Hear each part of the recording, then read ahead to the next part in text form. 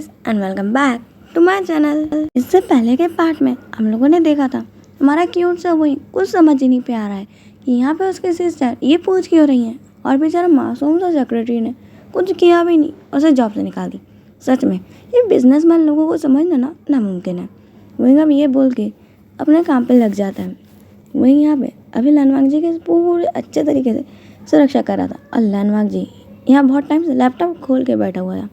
वहीं को लग रहा है ये बहुत कुछ इम्पोर्टेंट सा फाइल वर्क कर रहा है। यहाँ लनवांग जी जो गूगल पे टाइप कर रहा है कि अपने बॉडीगार्ड को प्रपोज कैसे किया जाए। गूगल में इतना माल लगता है उसने सारे ना के ड्रामास को घोल के पी गया। कि अभी एग्जाम्पल देते हैं कि एक बर्फ़ से जमी हुई केज में उसको बंद कर दो और फिर वहाँ पे बचाने जाओ और फिर उसे आई लव यू कह दो, या फिर बास्केटबॉल कोच में, या फिर उसे पसंद हो तो गन शूटिंग ग्राउंड पे। वाह, इतने अच्छा जो प्रपोजल आइडिया कोई लाता कहाँ से। ये प्रपोज करने जा रहे हो या फिर हॉबीज़ पढ़ने और मालूम चला कहीं तुम्हारे लवर को लाइब्रेरी पसंद है तो उनके डेट पे लाइब्रेरी जाओगे। यार कौन वहाँ जाता है। ये भयानक जगहों के नाम सुन के ही ना लनवांग जी ने सोचा था कि वो वहीं से पूछ ही ले कि उसका फेवरेट जगह क्या है, उसे क्या पसंद है। फिर वो सोचता है हाँ इसमें मज़ा क्या। फिर तो वो यही कहेगा कि तुमने मुझसे ही पता किया था, मुझे कुछ करना पड़ेगा। लनवांग जी अपनी सेक्रेटरी को कह हुई वो फाइल को चेक कर दें, बट यहाँ पे तो कुछ भी ढंग का नहीं था।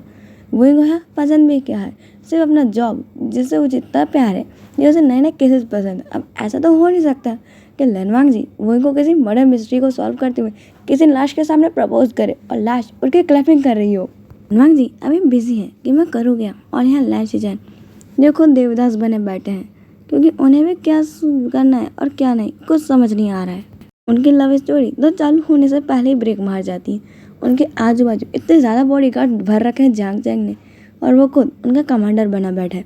यहाँ पे सबकी ट्रेनिंग इतनी स्ट्रिक्ट है कि वो किससे क्या ही कहे। यहाँ तक कि सेक्रेटरीज भी मेरी बात छोड़ के जांग चैंग की बात ऐसे मान रहे जैसे वही उनका बॉस है। हाँ ठीक है, मेरे से शादी करने के बाद वो उनका बॉस बन जाएगा, बट अभी तो मेरी बात मान लो यार। दोनों भाइयों के दिमाग में सेम टाइम पे एक ही आइडिया आता है। सब ओमेगास को शॉपिंग पसंद है तो चलो शॉपिंग चलते हैं।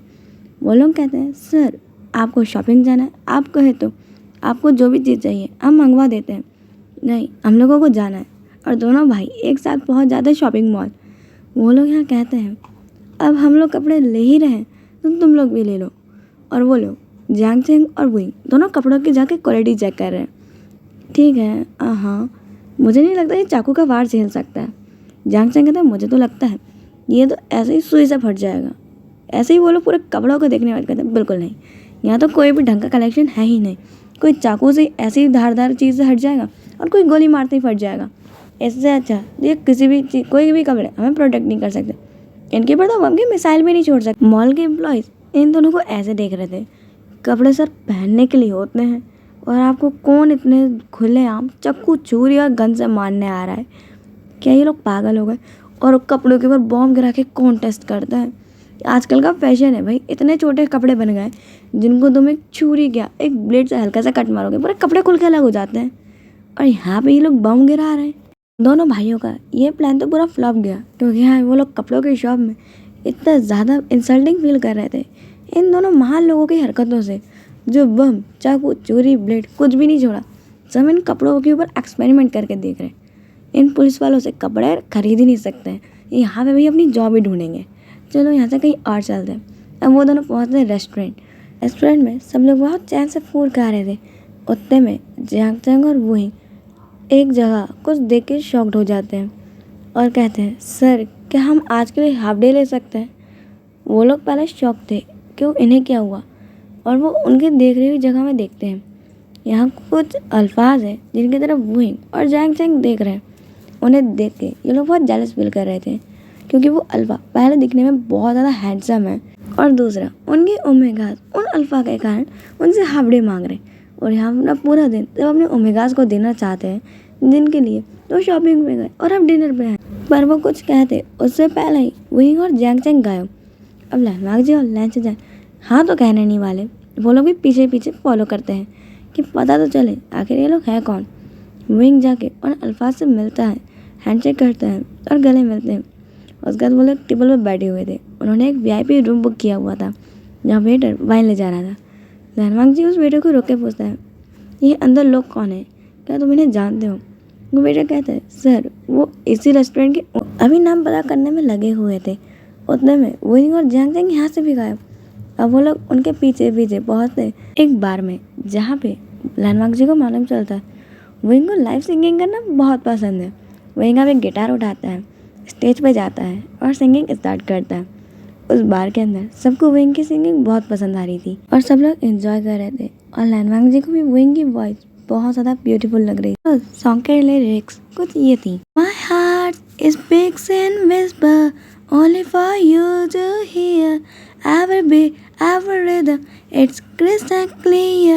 Through the silence, it finds a way to express the love that words can't convey. ये सॉन्ग ना लैंडमार्क जी को लग रहा था शायद उसी के लिए बना है, क्योंकि उससे भी अपने लव को एक्सप्रेस करने के लिए शब्द मिल ही नहीं रहे हैं और यहाँ वही उसकी इसी सिचुएशन का लग रहा है गाना बना के गा रहा है। जी लगता है तुम्हारे लिए बनाया वही ने गाना।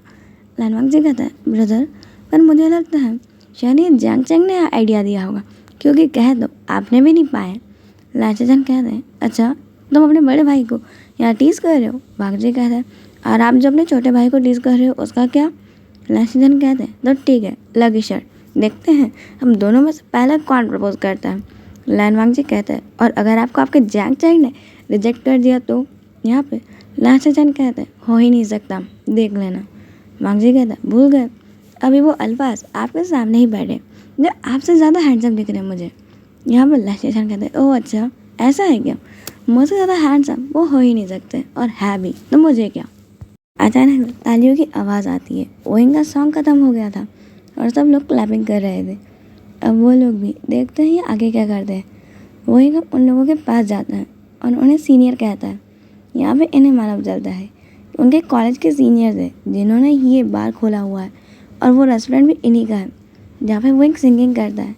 वुइंग को कॉलेज से ही सिंगिंग बहुत पसंद है।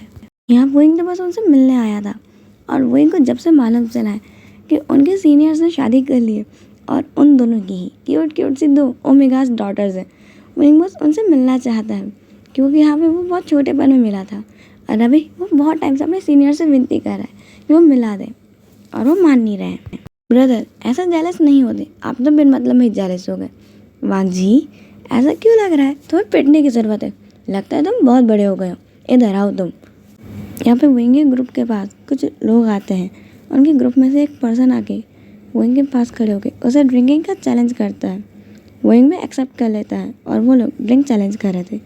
ड्रिंक करते हुए वो पर्सन कहता है, वैसे मैंने सुना है कि तुम बहुत अच्छे ड्रिंकर हो। वुइंग कहता है, अगर तुम्हें पता है कि मैं बहुत अच्छा ड्रिंक करूँ तो मेरे से कम्पीट कर ही काहे के ले रहे हो, जब तुम्हें मालूम है तुम हार जाओगे। अब वो पर्सन कहता है, एक ब्यूटी से हारने का मज़ा भी कुछ अलग ही है और शायद तुम नहीं जानते, मैंने कभी हारना ही नहीं सीखा, हार को मैंने हराना सीखा है। वुइंग कहता है, मुझे तुम्हारा एटीट्यूड पसंद आया, अब देखते हैं कुछ टाइम बाद ये एटीट्यूड रहता है या फिर गिरता है। वो लोग यूँ ही कहते हुए अब अपना कंपटीशन कंटिन्यू करते हैं और कुछ टाइम बाद वुइंग जीत जाता है। वो पर्सन कहता है, ओहो मैं हार गया, वैसे तुम चाहो तो हम ये कंपटीशन किसी और दिन मेरे घर पे कर सकते हैं। वुइंग कहता है, हम सोच सकते हैं पर अभी मेरे पास टाइम नहीं है। वैन चाओ अब उस ना वुइंग को कार्ड देते हुए कहता है, तो सोचना ज़रूर। वुइंग उसका कार्ड दे के कहता है, ओह मिस्टर वैन चाओ, मैंने तो आपका काफ़ी नाम सुना है, आपकी और लैन फैमिली की दुश्मनी तो पूरी जग जाहिर है। वैन चाओ कहता है, ओह तुम वांग जी को जानते हो? वुइंग कहता है, कुछ ऐसा ही। सामने हंसते हुए कहता है, ओह तो तुम्हें पता चल गया। वुइंग अब उसका एक वाइन का गिलास सामने लाते हुए कहता है, ऑफ कोर्स, तुम्हें क्या लगता है मैं इन छोटी मोटी ट्रिक से फंस जाऊंगा? वैन चाओ कहता है, तभी मैं सोचूं 5 मिनट हो गए और तुम अब तक स्टिल कैसे हो? वैन चाओ अब किसी को इशारा करते हैं और कुछ बॉडीगार्ड्स आके वुइंग पे हमला करने लगते हैं। यहाँ पे वुइंग और जैंग चैंग भी फाइटिंग के लिए तैयार हो जाते हैं और वो लोग भी फाइट करने लगते हैं। लैनवांग जी और लाचाचन को कुछ समझ में ही नहीं आता ये क्या हुआ। अचानक से उनके पास भी कुछ बॉडीगार्ड्स आ जाते हैं, उन्हें प्रोटेक्ट करने लगते हैं और कुछ उनके ऊपर हमला करने लगते हैं। यहाँ पे वैन चाओ कहता है, तुम काफ़ी ज़्यादा होशियार हो, मुझे लगा नहीं था कि तुम लोग इतनी जल्दी मेरे चाल समझ जाओगे।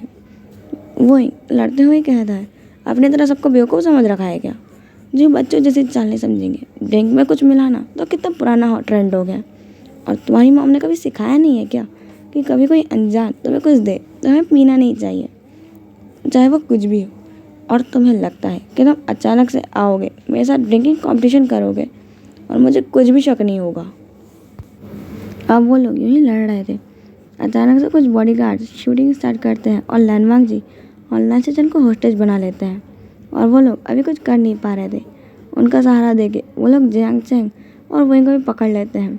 पर वोइंग अपने किडनैप होने से पहले ही यहाँ पे अपने ग्रुप के पास इमरजेंसी मैसेज सेंड कर देता है। सब लोग अलर्ट हो गए थे और वहाँ से निकल गए थे वोइंग की और जियांग चैंग की लोकेशन पता करने के लिए। यहाँ पे वोइंग और सब लोग बेहोश थे। ये चारों के चारों एक रूम में बंद थे, जहाँ पे अब वैन रूहान और वैन जाओ की आवाज़ आती है कि वेकअप, यहाँ पे अब तुम्हारे जागने का वक्त हो गया है। तुम चारों के लिए यहाँ अलग अलग सरप्राइजेस है और अगर तुम्हें पसंद ना आए तो मुझे बिल्कुल मत बताना, क्योंकि मुझे मालूम है वो तुम्हें बहुत पसंद आने वाले हैं। ऐसा कह के वो एक डोर खोल देता है। अब उस रूम में अचानक से बहुत सारे स्नेक्स आने लगते हैं, जिनसे जियांग चैंग को बहुत डर लगता है। जियांग चैंग घबरा रहा था। ऑफकोर्स जिस इंसान को स्नेक से फोबिया है तुम उसके सामने स्नेक्स लाओगे तो क्या ही होगा। जियांग चैंग की हालत बहुत ज़्यादा ख़राब थी, उसे ट्रॉमा अटैक्स आ रहे थे। यहाँ भी अब वो कहता है तुम ये क्या करो, बंद करो ये सब कुछ। वो यहाँ से रूम से बाहर निकलने की कोशिश कर रहा था, पर ये नामुमकिन था। वो डोर खुल ही नहीं रहा था और यहाँ कैमराज लगे हुए थे। और उस तरफ देखते हुए वो कहता है तुम ये सब कुछ अभी की अभी बंद करो, ये तुम्हारा घटिया खेल, हटाओ यहाँ से। हमसे लड़ना है तो 1 to 1 लड़ो, ये कौन सा नाटक है। और यहाँ लैंसेचन जियांग चैंग को संभाल रहे थे। जियांग चैंग अब उनके कंधे के अंदर अपना बिल्कुल सर घुसा लेता है, उनके चेस्ट में छुप भी जाता है। लैंसेचन ने अब जियांग चैंग को बिल्कुल कैरी कर लिया था, उसके पैर बिल्कुल ज़मीन पे नहीं थे और ये लोग उन सांपों को दूर करने की कोशिश कर रहे थे। वैसे ये सांपों को वही ने अच्छे से नोटिस किया है, ये जहरीले नहीं है, पर ये तब भी काफ़ी ज़्यादा खतरनाक है, क्योंकि ये सारे सांप ऐसे नॉर्मल ही हैं, इनमें इतना जहर होता ही नहीं है। आज के लिए इतना ही, हम मिलेंगे नेक्स्ट पार्ट में। बाय।